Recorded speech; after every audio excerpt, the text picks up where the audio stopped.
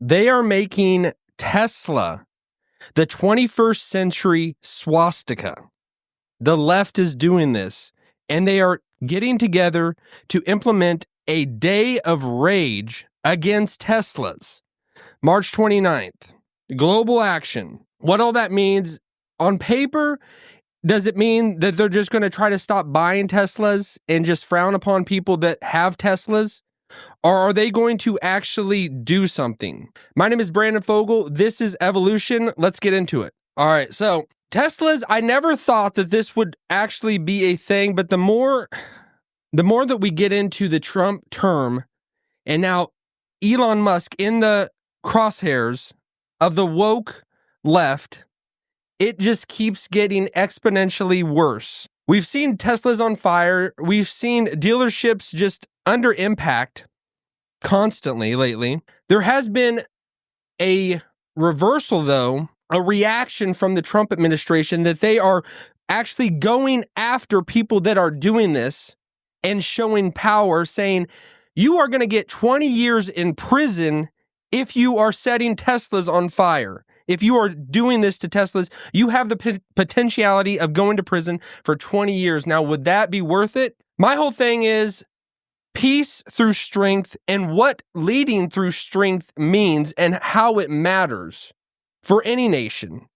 You could say an organization, you could say a company, you could say a family, but let's focus on a nation today. And we're going to take a look at, from a biblical perspective as well, in the nation of Israel in their golden age, the pinnacle period in history where they were in power, fully in power, and had like their golden age with King David and also King Solomon. And not everybody's heard of King David, but a lot of people have, and they got that new show House of David on Prime. You should check that out.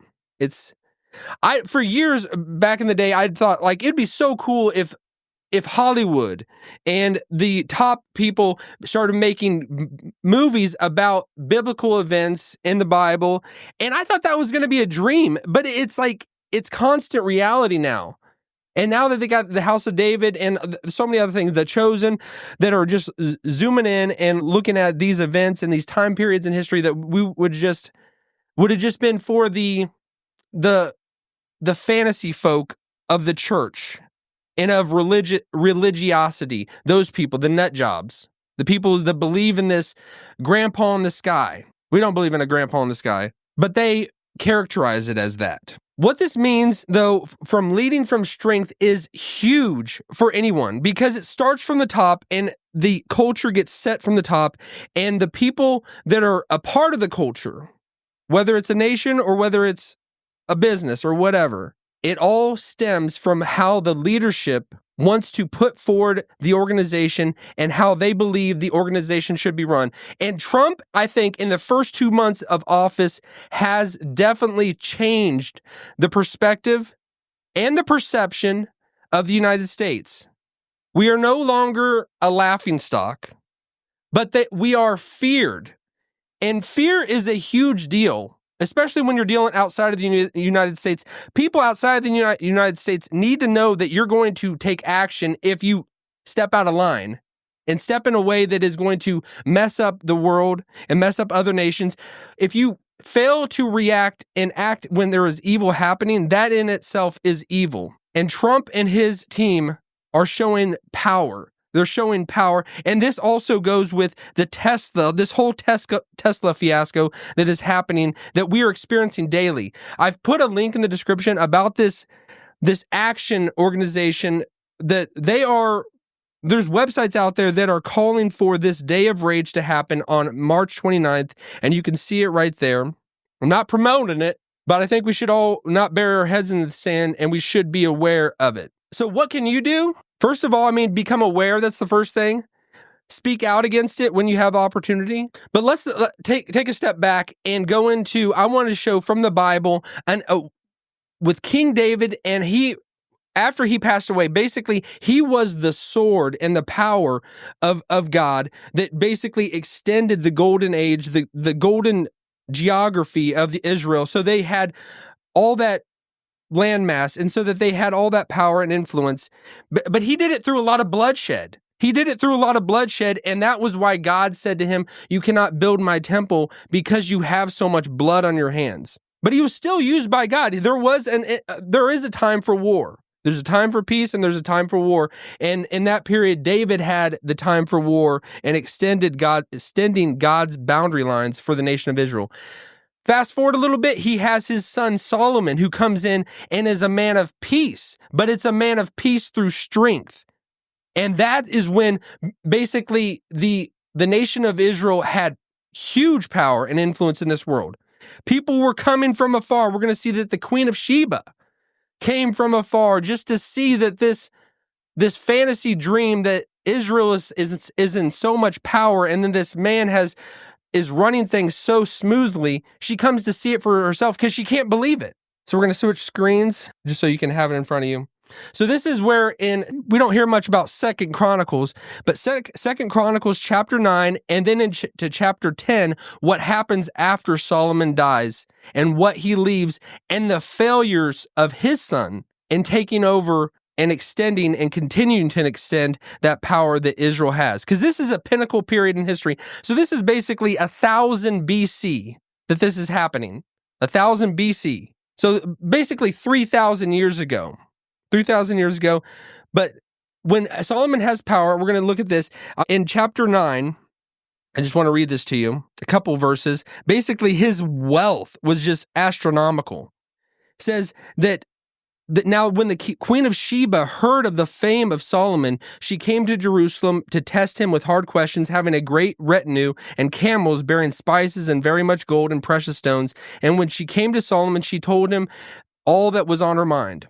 So basically, the Queen of Sheba comes and gets all her questions answered, and she is in awe. She cannot believe it. That Solomon's servants are just running this place so smoothly, and it's like heaven on earth. But Solomon was leading through strength, and we see all the wealth he had accumulated. It said, now the weight of the gold that Solomon came to Solomon in 1 year was 666 talents of gold, and then it says all these things. Basically, what the GDP of his nation was just through the roof. But his imports, basically, they were bringing in so much wealth and they were selling to other nations all that they were creating. So he brings all this wealth, and it's just this beautiful period in history. But then after Solomon leaves, after he dies and passes away and transfers his kingdom to his son, Rehoboam, basically the nation kind of comes up in arms and they say, like, we love your father. We know the amazing things he's done, but he was a man that basically he drove us hard. He was very hard on us. And we are proposing to you, either you change, you take off the hand that you have on us, let us breathe a little, because we're just being overworked to death. All this revenue that we're generating it's basically on our backs, and we're being brought down, and we cannot continue to do this. So they give Rehoboam a proposal. And in chapter 10, we're going to skip to that. Rehoboam, his son, and he goes to his friends. He has the option to go to his friends, and he has the option to go to the more wiser men that were a part of Solomon's regime or administration, whatever you want to call it. And he chooses to go to his friends they say to him, tell them, however hard my father was on you, I'm going to be 10 times harder on you. And the more older gentlemen were saying, no, take it easy, back off a little, and they will love you for life. Rehoboam, in his young spirit, decided to follow his friends, and he says to the people, he says, no, my finger is going to be bigger than my father's waist. So he tries to overstep, and which is a terrible way to go about it. And they react and revolt. And that is where the divided kingdom happens. So there is a sense where we need to lead through strength, lead in power. But if you overstep and you go too far, people are going to revolt. So it's this delicate balance that leaders have to keep in mind when they are running the show. And I think Trump is in this balancing act. He has to show power so that he can implement fear against other nations. But if he goes too hard, people in our country are going to revolt. And I think people are already revolting. People can't stand him already, but at least you respect him. I would say at least you respect his policy, what he's doing, because he's already made so many changes and so many hostages are being released. So many wars are coming to end that started when he was out of term, that we can respect that. So I think it's just a huge deal keeping that in mind. The person that you want to be. Do you want to be a person that leads in strength or leads in weakness? That shows cowardice, that shows apologies nonstop. That's one thing about Trump. He does not apologize. I don't know if I've ever heard him apologize. And you can say that's terrible, or you could say, at least he's consistent. At least he's consistent. But then let's take this at a personal level for you in your life. Are you a person that has the opportunity, wherever you're placed, to lead through strength? But you can't overstep. Don't be stupid like Rehoboam and overstep, basically bite off more than you can chew. Don't bite off more than you can chew. Don't try to just flex when you don't have nothing to flex. Trump at this time, he's got something to flex. The United States is still the dominant superpower in the world. We got something to flex, and we better keep it that way. We want to keep it that way. God help us that we keep it that way. So I think he should continue doing what he's doing. And we need to snuff out these people that want to just try to make Teslas a swastika sign.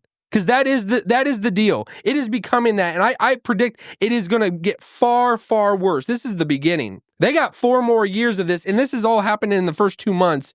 They are going to basically denigrate and make Teslas, Elon Musk, everything they're doing, the most evil thing in the world.